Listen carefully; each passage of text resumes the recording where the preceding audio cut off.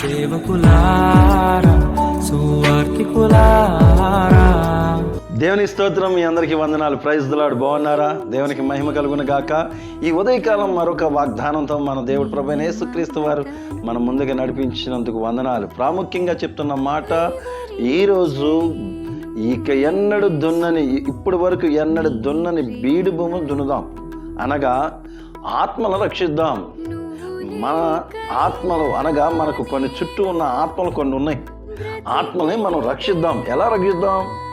కొన్ని ఆత్మలకి మన సాక్ష్యాన్ని, మన సంఘంలో ఉన్న సాక్ష్యాలని మనం ఏం చేయాలంటే పెంపొందించాలి, అనేక మందికి తెలియచేయాలి. అంతేగాని మీ సంఘంలో కొంతమంది, మా సంఘంలో కొంతమంది, ఈ సంఘం నుండి ఆ సంఘానికి సేవకులు అలాగే ఉన్నారు, సంఘ సభ్యులు అలాగే ఉన్నారు. ఎక్కడి నుండి వస్తున్నారు, ఎక్కడికి వెళ్తున్నారో గ్రహించలేని ఈ స్థితిలో ఉన్నారు. ప్రియ సహోదరి సహోదరులారా, నా మాటలు మీకు కొంచెం బాధకరంగా ఉండొచ్చు, లేకపోతే ఇబ్బందికరంగా ఉండొచ్చు. అయితే దేవుని పేరట నన్ను క్షమించండి. ఎందుకంటే ఇక్కడ రాయబడిన మాట హోషేయ 10వ అధ్యాయం 12వ వచనంలో మనతో స్పష్టంగా మాట్లాడుతున్న మాట ఏమంటున్నాడంటే, నీతి ఫలించినట్లు మీరు విత్తనము వేయుడి,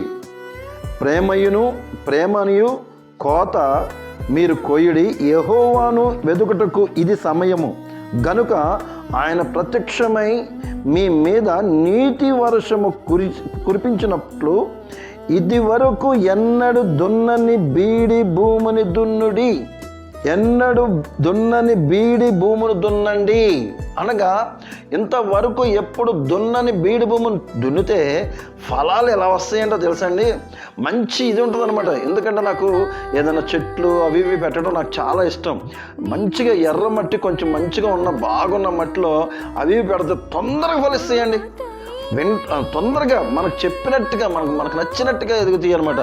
అదే మామూలుగా కంటిన్యూషన్ ఏదో ఒకటి అక్కడికి ఇక్కడికి తీసుకొచ్చి పెట్టామనుకోండి, ఉంటుందో చనిపోద్దో, పడిపోద్దో, వాడిపోద్దో అన్నట్టు ఉంటుంది అనమాట. ప్రియ సహోదరి సహోదరులారా, సంఘ కాపర్లారా, మనము ఇంతవరకు ఎన్నడి దున్నని బీడి భూమును దున్నుదాం, అనగా మనము మంచి ఆత్మలని పరిశుద్ధాత్మలోకి నడిపిద్దాం.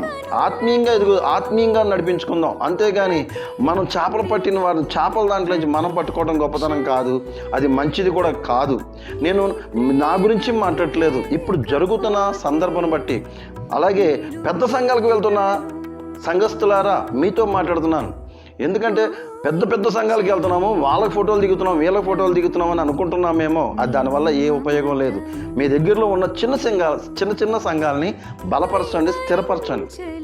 మీ కొరకు సేవకుడుగా మీ ముందున్నాడు, సేవకుడుగా మీ ముందుకు వచ్చి ప్రార్థన చేస్తున్నాడు. పిలిస్తే పలికేదట్టు ఉండాలి. అది సేవకుడు అంటే. సేవకుడు అంటే మీకు పని చేసేవాడు సేవకుడు, అంతేగాని పని చేయించుకునేవాడు సేవకుడు కాదు. లేకపోతే హైపైలో ఉండేవాళ్ళు సేవకులు కాదు. ఈ రోజుల్లో మీ ముందుకు వచ్చి ప్రార్థన చేసి మిమ్మల్ని బలపరిచేవారు సేవకులు, అంతేగాని వీటిల్లో తిరుగుతూ లేకపోతే అక్కడిక్కడ మంచి అది కాదండి. మోకాళ్ళ ప్రార్థన ఉందా, ఆత్మీయ విశ్వాసం ఉందా, చెక్ చేసుకోండి. ఇప్పటికైనా సరే చెక్ చేసుకొని ఆత్మీయ జీవితంలోకి నడవాలని మిమ్మల్ని కోరుకుంటున్నాను.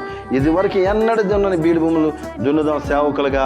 అదేవిధంగా ఫలించాలి. మీరు ఆత్మీయంగా ఉండాలంటే సంఘ సభ్యులారా, మీరు స్థిరంగా మీ దగ్గరలో ఉన్న సంఘాల దగ్గరికి వెళ్ళి సేవకులతో పాటు సహకారిగా ఉండమని మిమ్మల్ని బ్రతుకులాడుకుంటే, చిన్న ప్రార్థన, చిన్న వాక్యం దేవుడు దీవించి ఆశీర్వదించును గాక. ఆమేన్. కళ్ళు మూసుకున్న ప్రార్థన. పరిశుద్ధుడా, నీకు వందనాలు, నీకు స్తోత్రాలు నా తండ్రి. అవునయ్యా, ఇదివరకు దున్నని బీడు భూమిని మేము దున్నేవారుగా మేము ఉండుటకు సహాయం చేయండి. కొత్త ఆత్మను సంపాదించే కృపను నాకు దయచేయండి నా తండ్రి. అలాగే నా తండ్రి, ఇదిగో ఎంతమంది అయితే బలహీనంగా ఉన్నారో, ఎంతమంది అయితే సేవ కోసం సిద్ధపడుతున్నారో, ఎంతమంది అయితే అయా దీన్ని నిజమైన దేవుడు యేసుక్రీస్తు వారని తెలియదు ఉన్నారో, వారందరినీ నా తండ్రి మేము మీ మందిరాలకు నడిపించుటకు నీ కృప చూపించాను. నీతి వర్షాన్ని కొమ్మరించి కృప చూపించమని, అయ్యా నీకు నామానికి మహిమ తెచ్చుకోమని ఈ చిన్న ప్రార్థన ప్రభువైన యేసయ్య అతి పరిశుద్ధ నామమున అడిగి వేడుకొని పొంది ఉన్నాం పరమ తండ్రి. ఆమెన్. Praise the lord.